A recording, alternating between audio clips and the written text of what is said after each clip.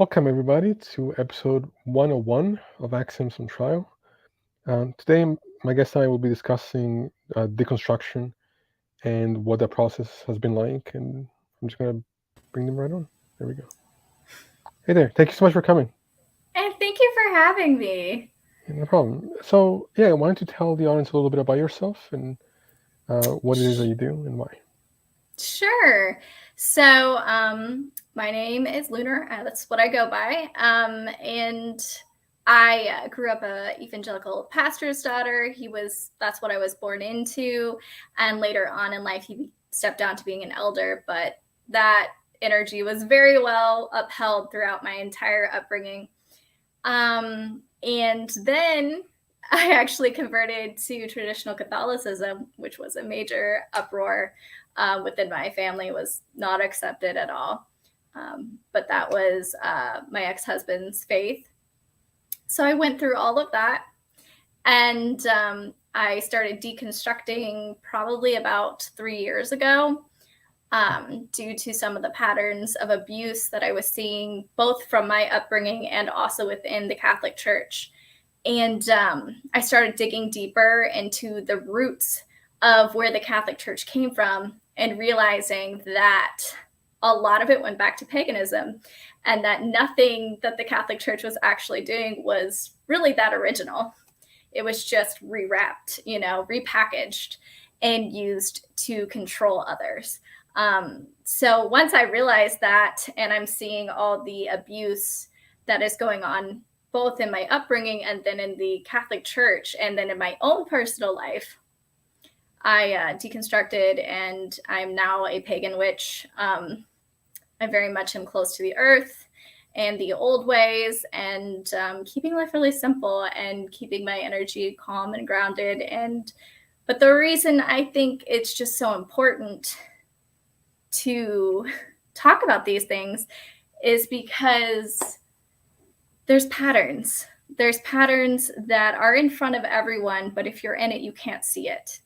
And so for those of us who have come out of it, I think it's really important to talk about it and show people that there is another way of thinking. And to also tell them that if they are in an abusive situation due to the religion they are in, it is okay to leave that religion. And it is okay. There is another life out there where people are kind and will not judge you. And that's why I talk about what I talk about. And there are resources of people that have gone through religious trauma. Mm-hmm. I'll post a link in the description for that at the end. Absolutely. So are you comfortable sort of going over some of the abuse you're talking about, or no? Yeah, absolutely. I talk about it a lot on my channel, as I'm sure you've seen, and over on TikTok. And I think, I'm not sure where to start here, whether to start with my childhood or the abusive marriage that I was in.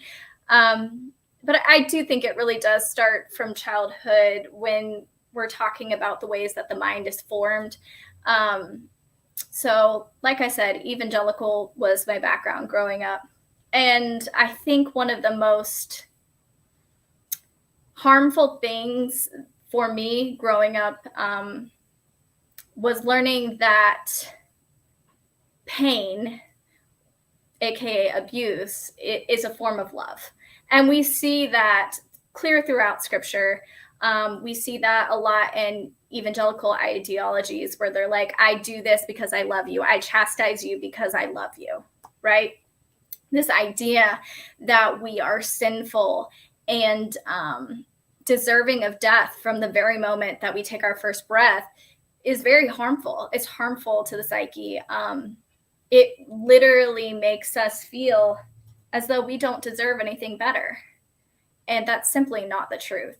I absolutely cannot believe that any good and loving God would condemn us to hell for simply existing. And that we are deserving of that death and that punishment without having ever committed any quote unquote sins, So I think that is a very harmful introduction to the abuse that began. I was definitely, I had a lot of very harsh punishments growing up. I remember my father telling me that his job was to humble me or to break my spirit. He liked to say that a lot. His job was to break my spirit so I could be a humble servant of God. And I remember always feeling like that's kind of messed up, you know? Why would you want to break your own child? Why would you want to break anyone, let alone your own child? But that was their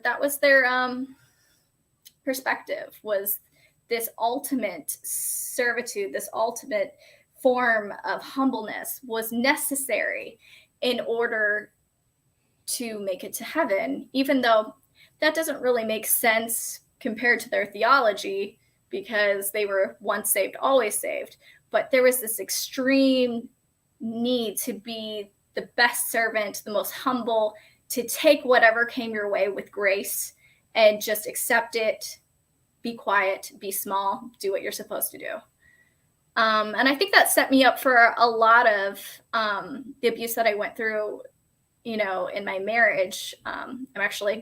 My divorce is about to be finalized on November 15th, which I'm super excited about. Congrats. That's awesome. It's been 2 years of fighting, but yeah,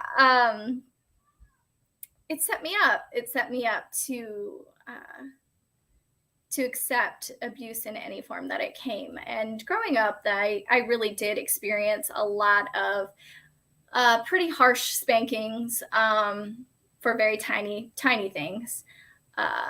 I remember, you know, my dad at one point, this is actually when I was a teenager, the last time that he felt he could spank me, which looking back, I can't ever imagine doing this. I was 15 at the time. And that was the last time my dad spanked me. I have a 15-year-old. I cannot imagine doing this to a 15-year-old. I can't imagine doing it to any child. I firmly believe in gentle parenting. I do not spank my children. And just the idea of that control also was embedded in me, that this physical abuse was okay and necessary to break me down and make me humble. But the studies on that kind of behavior are clear at this point. Like, it only causes harm and fear, and not actual development of knowing what's right and wrong. So do you think that these patterns, do you think that people are driven by belief in their religion to behave in this way, or do you think that they use the religion as an excuse, or both? I think it kind of goes both ways, honestly, because they do use certain scriptures like spare not the rod. That's a favorite one by all Christians that I know. They will use any form, any scripture that they can pick out of any place, right, to make a case for abuse. But like you said, it goes back and forth. They'll use whatever they can to justify what they're doing in that moment. Right. But they also feel that they are justified because it's there. Right. So it goes both ways.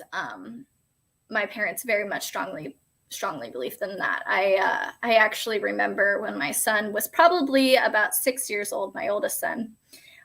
We were still in contact at that point in time. We are not in contact anymore. And I went over there, and my parents left a Dr. James Dobson pamphlet on the counter. They went to their church. It was a weekend, and I refused to go to their church. I was not a part of it at all at that point.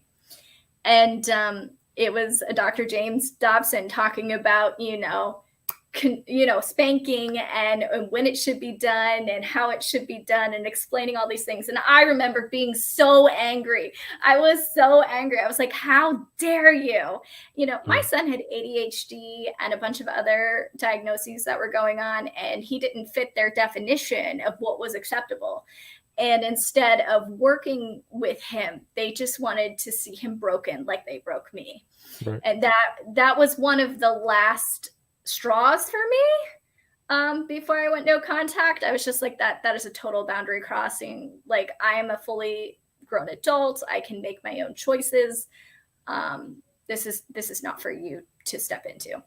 So, yeah, they still very much hold to that. And I think a lot of these organizations like Focus on the Family and Dr. James Dobson and all these different parenting resources that these Christians put out only further backs up this ideology of it being justified to spank and literally beat your kids. Like that's what it is. Let's be real.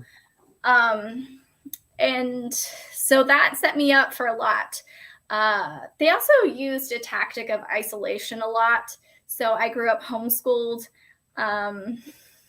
So my only real outside social contact was through the church, or we had a homeschool group. And I did have a couple of friends in there. But if I even said anything in the wrong tone of voice, it would be like, oh, well, I guess you're not going to the next homeschool group thing. Well, I guess you're not going on that youth group thing. Well, I guess you're not, isolation was a big tactic. And we lived far out in the country. There was no one around. There was nowhere to go. So that was another part of them breaking down the spirit, was isolation and physical abuse. So, and also the whole, the other part of it would be these intervention type things where they would call in other elders or other church leaders, youth group leaders, whatever, if they sensed like an off attitude that you had, which I think I was a very good teenager by all means. I never really gotten into any trouble. And I would get pulled into these things, and it was like a gossip chain throughout the church. And suddenly everybody knew that my parents were upset with me because I questioned something. It's very damaging. It's so damaging. So after all of that, just feeling very out of place growing up, very isolated, very crushed really at the soul, because I never felt like I could be myself or say anything. Because I knew I would be grounded just like that, all friends gone. Or, my dad would beat the crap out of me. It wasn't worth it. So I hid myself a lot. Occasionally I would get a little feisty and fight back, but I knew it was coming at a price, Mm-hmm. So going forward after that, I had enough, and I was kind of questioning my faith. I think questioning started around the time of, I don't know, I was probably 11 or 12. And I had a friend in the homeschool group who was a Seventh-day Adventist. Now, that was very much outside of evangelicalism. Obviously another cult, but it interested me enough to go and look into someone else's belief system, because I just thought it was just really weird, how they were not eating meat. They were going to church on Saturday, all these different things, I was just like, that's so strange. So yeah, I started looking into that, and it opened up this door of questioning everything. Well, why do they think they're right? Why do we think we're right? And it was like this back and forth between me and my friend. And I very quickly decided that I didn't agree with their religion, but it also opened my mind to the idea of, well, what about other religions? Right. What about other faiths? Is there truth to anything else out there? I need to know. I need to know for myself, because my parents are not going to tell me. They didn't even tell me that there was anything else outside of our little bubble. So I was just like, I'm going to look into this. So I started looking into it some more. I started looking into, because 9/11 had just happened, I started looking into the Muslim faith, because everyone was talking about Muslims. And of course, I was very much influenced by what was going on around at that time. And I decided, I don't want anything to do with that. Of course, now I know that isn't, indicative of the whole Muslim faith, but it was, it was the time of 9/11. So I was like, wow, that's disturbing, some of the things that are written in there in the Quran. And I decided to look at it in comparison to the Bible. And I found once I started reading the Old Testament of the Bible, that the Bible's actually pretty disturbing as well, For sure. which was very eye-opening. I was just like, wait, oh, so this isn't any better. Yeah. But I kind of stuffed that down. I really wanted to try hard to keep my friends and some semblance of family at the time, even though day by day, I think my resolve to do so was weakening. And by the time I got to be 16, I was able to get out of my bubble. I had gotten into a program at the local college, and because I was my senior year at 16 and I was ahead and I had really good grades, so I was able to do like a post-secondary program for my senior year of high school. And doing that also opened opportunities for me to talk to different people of different faiths, different parts of the country and even the world. Like I made some friends that were from Germany. I met some people from India. Like I got a world view that I never had before. And the thing that struck me was about meeting all these different people was they were so kind. They were so accepting of you, just you. If you got along, you got along. And that's all that mattered. They didn't really care what you believed. And I thought that was so interesting coming from a very high conflict religion where you're always trying to convert people. You have to believe in these tiny little details this exact way or you're wrong. And I really enjoyed that. So going forward with that, I actually met my ex. Well, before I met him, I met a friend of his, and he was Catholic, and his family, their entire, I guess, income and mission. I'm not going to say the name of the show that they host, but they were a Catholic radio show, and their entire mission was to bring converts into the Catholic faith. So I meet him.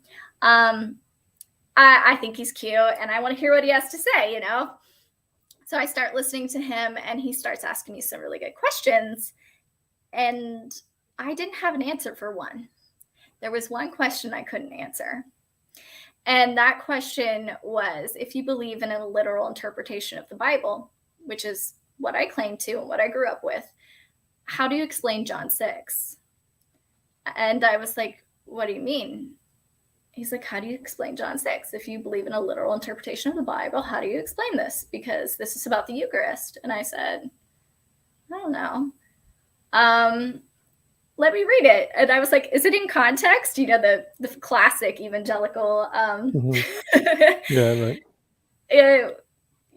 Response to everything. And by the way, the context never resolves it. Like it doesn't. There's it no doesn't. context for slavery. Like no. And that's what I came a little bit. My eyes started to open to that a little bit with this question, because I read it and I read the verses surrounding it, and I couldn't explain how I believed in a literal interpretation, but yet not a literal interpretation of communion. And because it says, this is my body and this is my blood.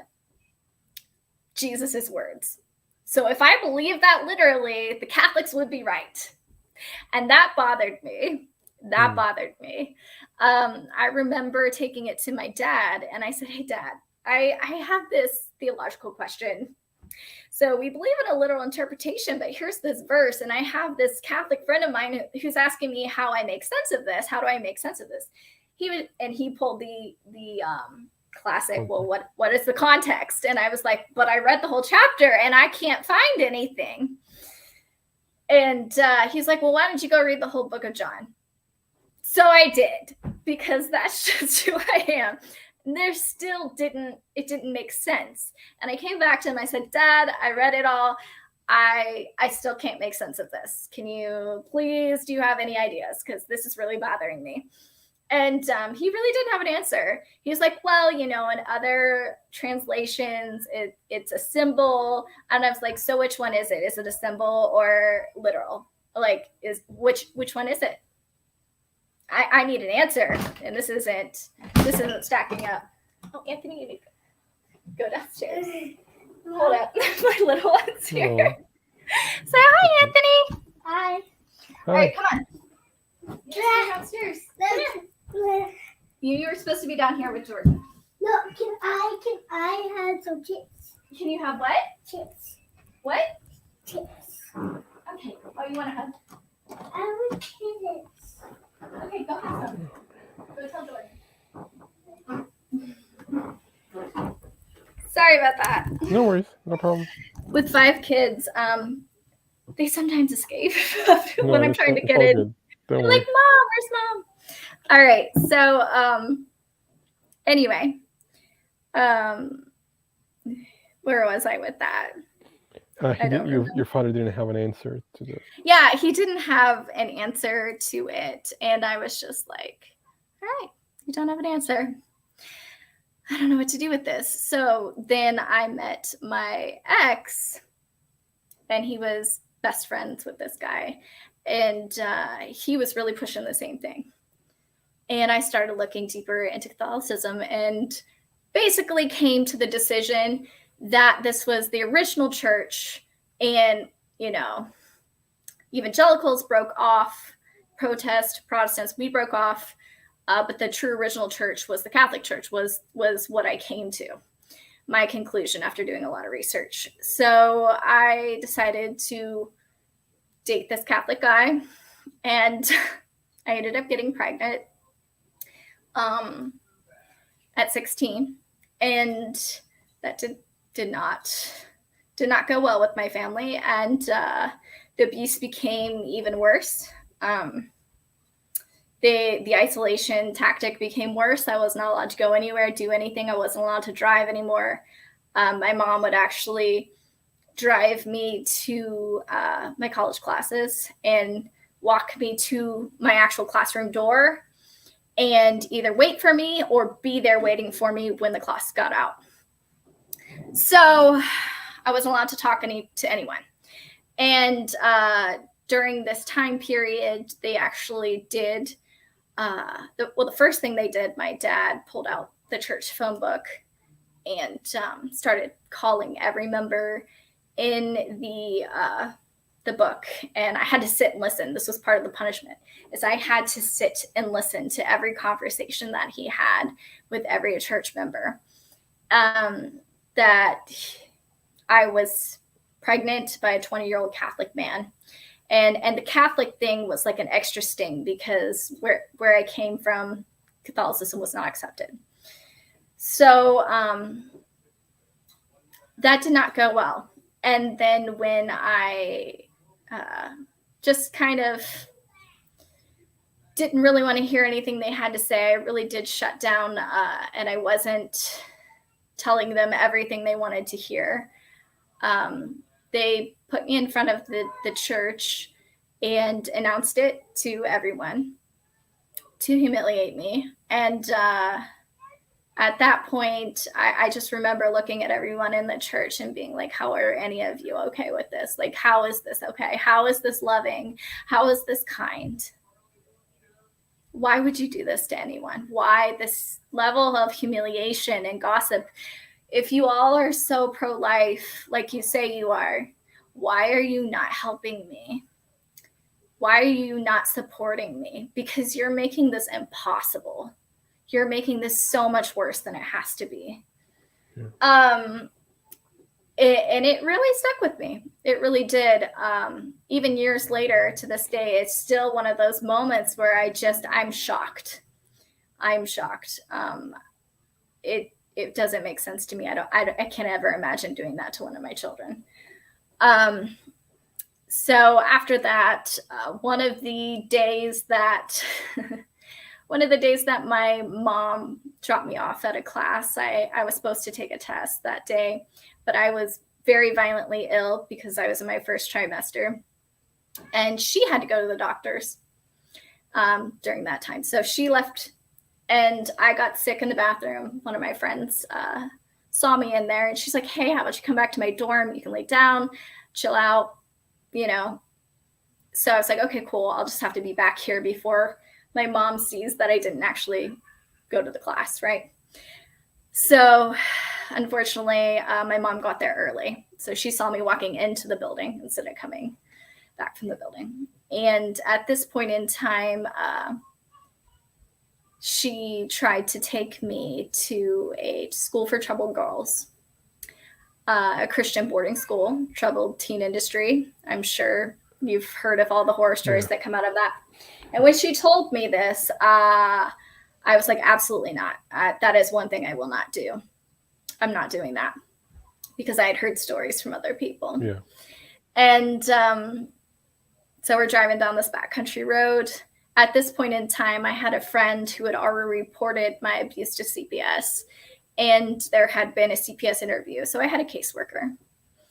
And my grandma, who I'd been staying on and off with during this whole debacle with CPS, had given me one of those little track phones. Do you remember those back in the day? Like, she'd given me one.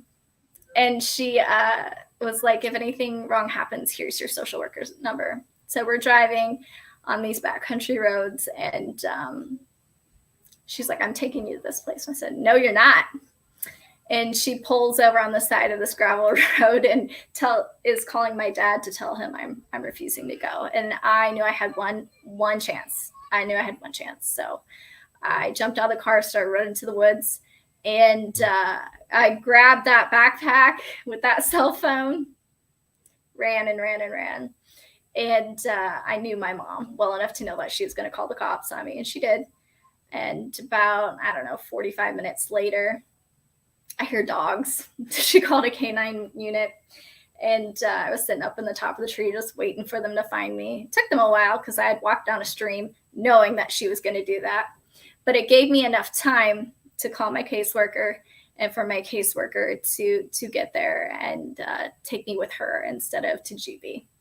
So I think that was kind of the end of evangelicalism for me there. I was done.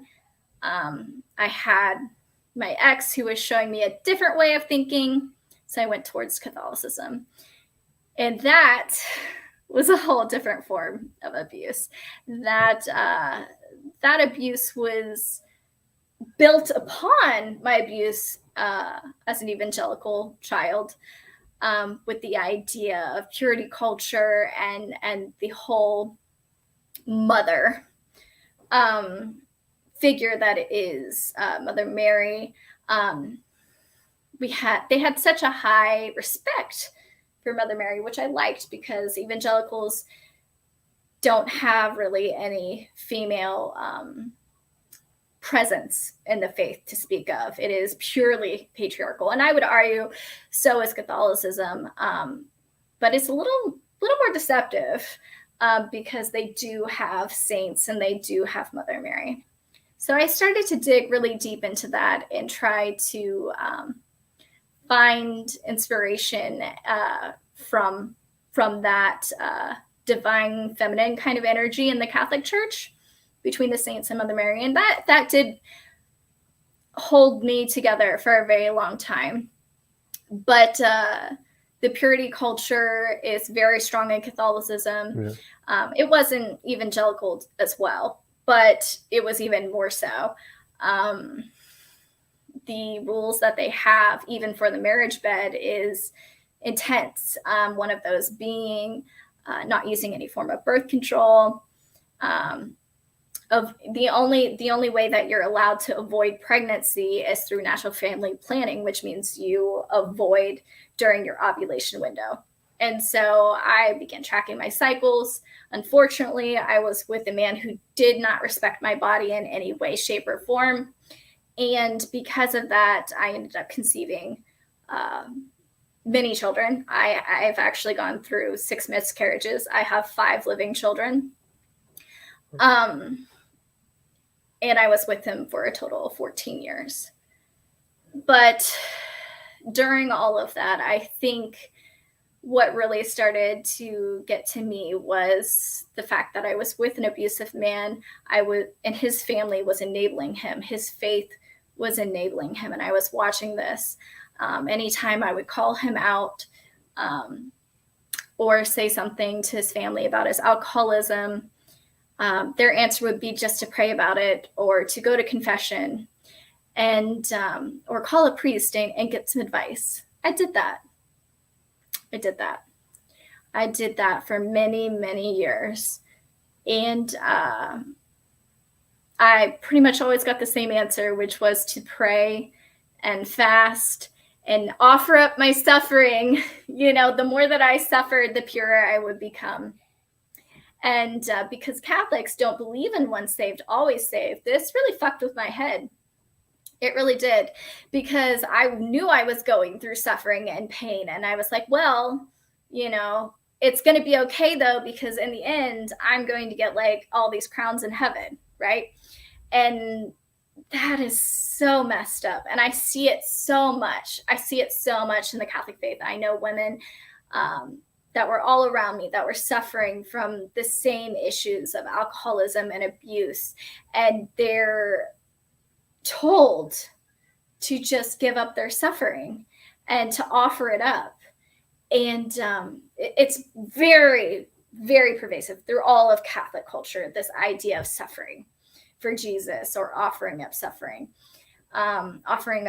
for your spouse or for people that you love, that you can apply your suffering to other people's lives and salvations and souls. It is a mind control. It is. Instead of looking at things objectively and saying, this is objectively wrong and I will not live with this, the church uses these forms of manipulation in order to keep you in your place. And I did not see that or understand that for a very long time. But once I did, near the end of my marriage, about, let's see here, that would have been 2019. Yeah, 2019, that year. I couldn't unsee it. And I knew that it was over for me as far as faith goes. I couldn't believe in God being good if, you know, innocent women and children had to suffer. And it was happening a lot around me. I couldn't believe that God was good if people could turn a blind eye and just be like, keep praying. Right.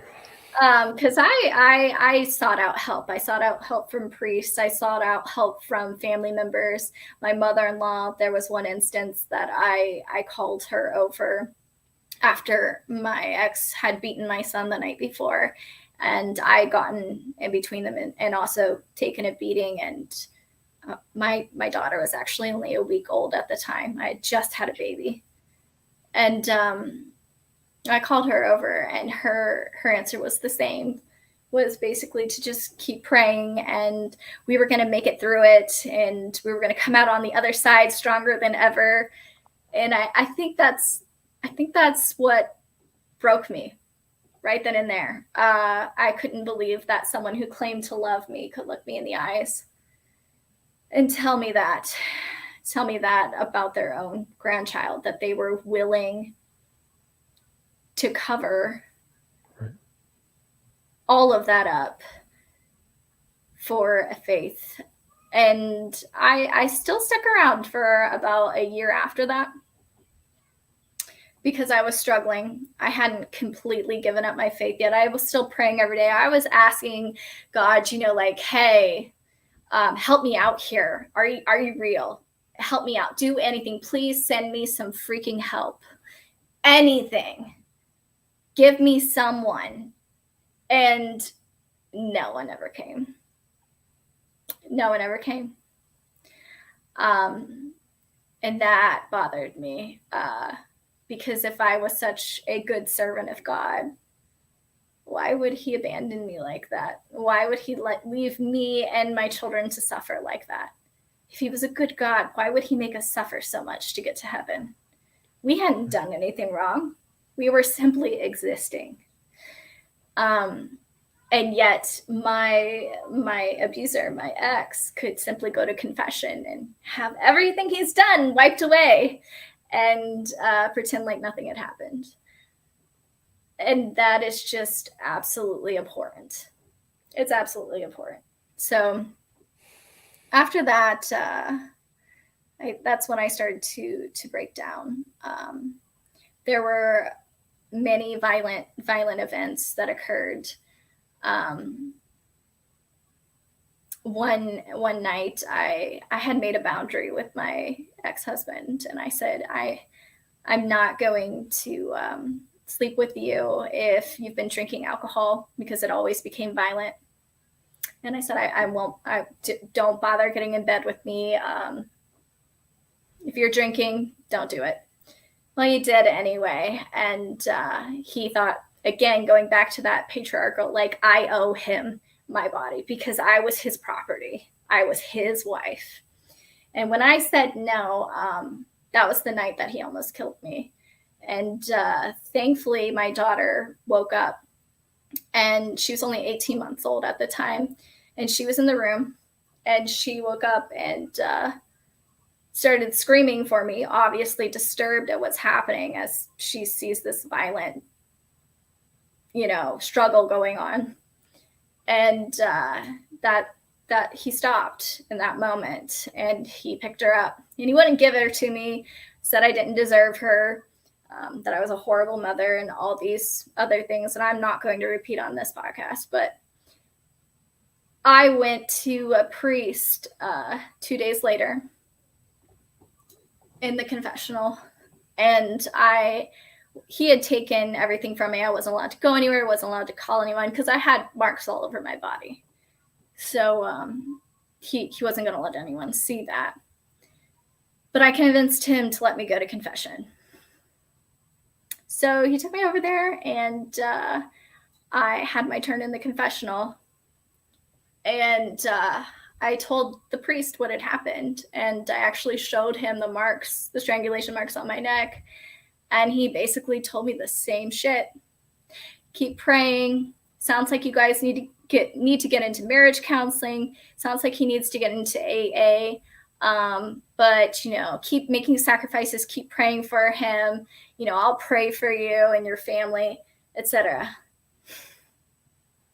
That was my only chance at getting help. Was in that confessional, and that priest chose to do nothing. I often think about if I were that priest and I saw that on a person, and that person told me what happened to them, what I would do. And I have absolutely no doubt that I would have stopped right there and kept that person safe and called the police. But he did not. And so because of that, I ended up staying with him for another year. I was so terrified of him. I was terrified to leave. He would purposefully do really horrific things to get me upset. And then he would record me when I was upset and do this gaslighting technique. Whereas, like, if you try to leave, I'm going to use this recording against you in court, that stuff. But, there's no background as to why I'm freaking out on this tape, why I'm crying, why I'm yelling back at him. There's no background. He would just wait and do that. So he was blackmailing me a lot with different arguments that we would have. And because of that, I was too scared to leave for another year. I had to build up my courage again, because I was utterly broken after that. That was when my faith was finally shot. That last confession that I said, I'm never coming back. And I never did. And then I started to really look more into spirituality, meditation, finding ways to build myself back up, because I'm just a naturally very spiritual person. I've always connected with the earth very well because I grew up in the woods. I was totally isolated as a homeschooler, so all I had around me was woods, and I found a lot of peace in them. So I started to return to that, and in that, being out in nature and researching my ancestry and finding out where I came from and the beliefs of people before Catholicism, I realized it was all stolen and twisted for someone's control. And that didn't set well with me either. And I just kept digging further and further and kind of rebuilt myself, rebuilt the way I looked at people. Because growing up in all these environments, it was very harsh. We judged everyone. LGBTQIA people were not accepted. Anyone who was different, Democrats, anyone like left liberal, absolutely not. We could not stand loving other people that were different than us. That's heresy, as they would say. So as I began to dig myself out of this extreme way of thinking, because I saw all of the abuse going on and all the errors and how they twisted scripture and how they treated people in front of me, I began to let go of those. And I began to talk to people, again, who were so much different than me. A lot of the people that I was talking to at the time, I was involved in a midwifery, like a home birth midwifery group on Facebook, and they were local to me. And most of them were not Christians. Most of them were just spiritualists or atheists or agnostic, just a whole realm of different kinds of people. There were a few people in there that are Christians, but I would say the majority of them were liberal, left-leaning, just agnostic, atheist, spiritualists. Some were witches, pagans, all different people. And I noticed again, what got me was how kind they were, just like I did back in college, meeting all the different people, how kind they were, how accepting they were, how much they just genuinely loved people. And they loved helping each other. Someone needed this, they ran over, and did that for them. Or someone was sick, there was someone else in the group taking food to them. Like, it was eye-opening to see that outside of Christianity, there was just as much support and definitely more love and definitely more acceptance. It didn't matter. What's ironic is that as you're telling and sharing your story about this abuse, this horrible experience that nobody should have to go through, I have a Christian in the comments talking shit, saying that you were never really a Christian, listening to your abuse story and attacking me, attacking you, while thinking that he has the truth and is some person of God. This is why when all these Christian fucks, or Muslims included, come to me and say, well, if you don't believe in God, why do you bother? Why do you care? Why do you speak about things you don't believe? It's because you pieces of shit put people through this kind of abuse and trauma and suffering while thinking that you're good people. And the whole, like, you were never really a Christian thing is just such an old argument, you guys. People can evolve. We see that everywhere, everywhere. All thought processes evolve. Just because you start somewhere doesn't mean there isn't a different ending point. That doesn't make sense to me at all. Even now in my practice as a witch, it is constantly evolving and changing. I'm learning new things. I'm trying new things. I'm going different directions. It's never ending. Learning is never ending. You can have full belief that you are right in this thing, and then new information comes up, and you may find yourself going that way because it's logical to you. Right. It doesn't add up. It doesn't make sense. Faith can evolve, and it should evolve. It should be questioned and ever evolving, no matter what faith you are, or if you're of no faith. I think pure, like that pureness of always questioning oneself is beautiful. I don't think we should ever settle if you're not questioning. It's dogmatic people like this idiot that doesn't know. Yeah. I mean, doesn't even know what fallacies are. He's completely incapable of connecting the dots, and it's people like this who never evolve, who never learn how to Yeah. think critically, who are stuck in their delusions, their fairy tales, and who Yeah. want to project those things onto other people at the cost of their own well-being. Yeah, and I have at this point, I've heard that so many times in my comment sections. I've gotten into arguments with people so many times over it, and I'm like, look, I don't really care anymore what you think. Like, I know what I grew up in. I knew what I strongly believed in. I just happen to question things and evolve, and you have chosen not to, and that's fine. You can stay where you are. You're only hurting yourself. And you're hurting other people around you. You are, whether you know it or not, because not everyone else is as strong as I am in their ability to question things. And it's really sad. It's really sad. It really is. I really wish there would be more love and acceptance for people. Me too. Yeah, it's just, like I said, my opposition to religion is not just intellectual, but it's a moral one. Mm-hmm. Yes, same.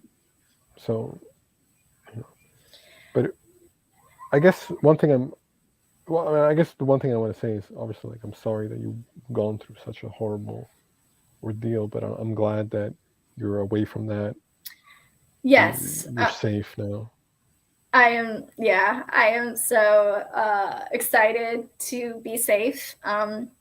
I'm excited to get this divorce finalized. And that is another thing, you grow up and you never think, like, in those cultures that you'll ever get divorced.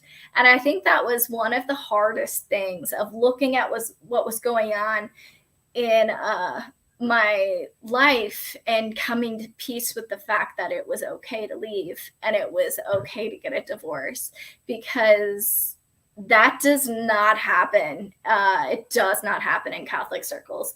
I mean, it's hard enough in evangelical circles, but it is more accepted, I think, a little bit more in evangelical circles than it is in Catholic circles. In traditional Catholic circles, absolutely not. Till death do you part, even if it means that one of the partners puts you in an early grave. That is it's very hard to get out of that. People will not support you when you leave. And I literally left everyone behind. I have 2 friends, and one of them I had known from high school. We worked at a Christian camp together, and we've been friends ever since. And she also left religion behind as well. We were kind of the outcasts at the camp anyway, because we asked too many questions. How dare we?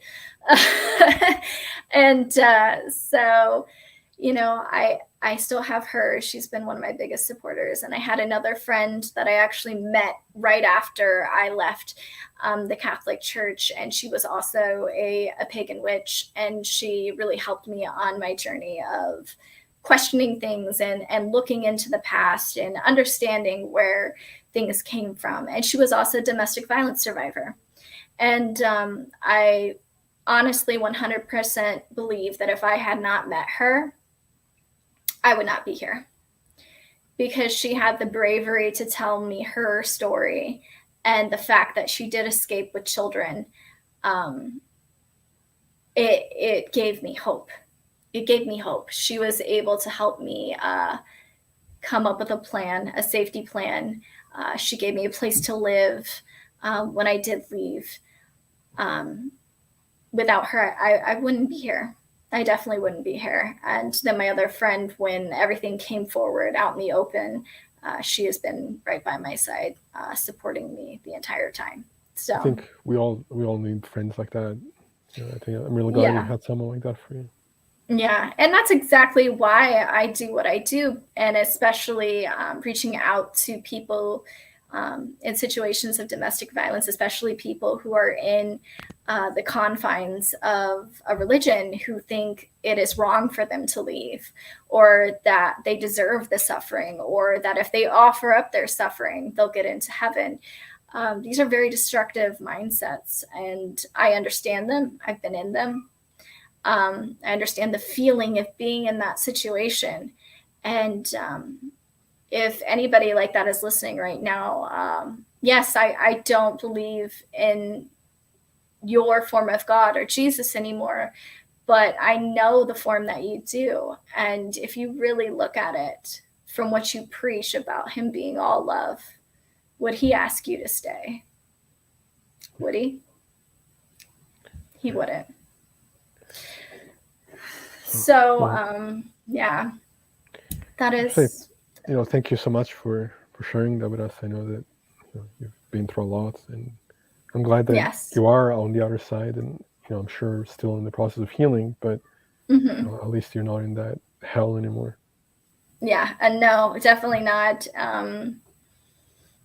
I get to start over, and I'm grateful for that. I'm grateful for the ability to question things as they come up. And just the freedom to, I can sit down and have a conversation with my partner, and we have two totally different ideas of how the universe runs, right? But he'll sit and listen to mine and be like, oh, I think that's really interesting. And I can sit and listen to his and be like, oh, I think that's also interesting. Both of them are possibilities, and to have that openness with people around me, to be able to listen, to take in that information and not take it as an attack, is so freeing. And what is your partner's background?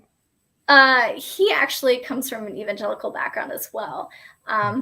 He would consider himself agnostic, but he questions, spirituality. He thinks there is something out there. And, he loves reading different metaphysical things as well as, the scientific side, like why could these phenomena happen? Things like that. And it's just very interesting that we can sit and have conversations, because I do have a different perspective. I am a witch, and I tend to lean more heavily towards the spiritual metaphysical side, where he loves the science behind it and what could possibly be behind it, out there. So it's just a very interesting conversation. Sure. And I know you said that you only had about an hour, but if I can ask you one last question. Yeah, absolutely. I'm curious. So, how do you interpret like your belief system now? Like, what does it mean to be a witch, and in what way do you like? Is it a metaphorical thing? Do you believe it literally? Like, what is it that you? As far as witchcraft goes, for me, it is a lifestyle. It is working with spirits and ancestors and digging deeper into where I came from, the traditional practices. So my background is I'm mostly Irish, Scottish, Welsh, English, and Nordic. But the majority of my culture is from Wales. So I do a lot of combined practices from ancient Wales and Ireland and Scotland, that whole area. I love to bring that into the present and to be like, this was my culture then, and really live it with, the seasons, live in harmony with people around me, with nature around me. And to also work, I do work on the spiritual side as well. I do believe that there is something out there. I do believe, and I've had lots of experiences growing up that actually were not accepted by my Christian faith. They told me they were demons. I have a much different understanding of what is out there now. But I do work with ancestors and spirits and things. So I guess you would say I'm a very traditional physical pagan witch. I do find it interesting that there's a lot of archetypes that are within the different pagan deities. I do believe that there are energies and forces out there that we do not understand that are these energies. So yes, my beliefs have changed drastically. I still believe in things that are out there. I don't understand them. I'm not required to fully understand them, and no one else is required to understand them in the same way that I am, nor even believe that they are there. Each Sure. person's path is their own. Mm. There are atheist witches, there are agnostic witches, there are pagan witches. There are so many different forms of us, but we are overall not a religion. The only religion within witchcraft is Wicca, and I am not Wiccan. Gotcha. So, Well, thank you so much for sharing your story and explaining that. And I hope that anybody listening to this who may be going through something similar can draw strength from your story and find a way to use it for themselves and get out of any dangerous situation. Yeah, absolutely. Well, I appreciate you having me on here. Absolutely. And yes, if anyone is struggling right now with not leaving, due to religion, or if you're in a domestic violence situation, you can find me on TikTok. You can reach out to me there. It's the same as the name that's up here on my screen. There are so many survivors that follow me. I do try to make it a safe space for everyone, especially survivors. So you're welcome to find me there if you need to. Well, thank you so much. And always, anybody that's listening, thank you for your support. You can support more just by liking and sharing these videos. Patreon.com/HackSimsOnTrial as well. And I'm also on TikTok under Cease to Know. And let us know what you think in the comments, and if there's anything that you guys want to see in the future, let me know that way. And I hope everybody has a safe evening. So, thank you.